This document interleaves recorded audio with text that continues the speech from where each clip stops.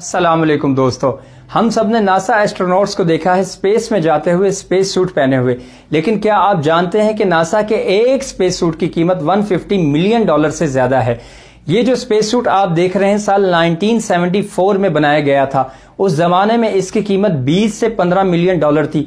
आज के दिन अगर इन्फ्लेशन को भी काउंट किया जाए तो इसकी कीमत बनती है $150 मिलियन, जो पाकिस्तानी 44 अरब रुपए से भी ज्यादा होता है।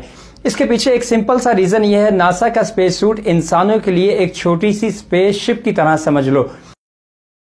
इन स्पेस सूट का काम ना सिर्फ सूरज की रेडिएशन से बचाना है बल्कि स्पेस के वैक्यूम से बचाना है। स्पेस में मौजूद बहुत सारे छोटे छोटे फास्ट ट्रेवलिंग पार्टिकल्स होते हैं जो नॉर्मल कपड़े को आसानी से फाड़ सकते हैं, उससे बचाना है। बल्कि अंदर बैठे एस्ट्रोनॉट्स को ऑक्सीजन प्रोवाइड करना, उन्हें हाइड्रेटेड रखना और उन्हें बाहर की दुनिया से कम्युनिकेट करने के लिए कम्युनिकेशन सिस्टम भी बना के रखना है।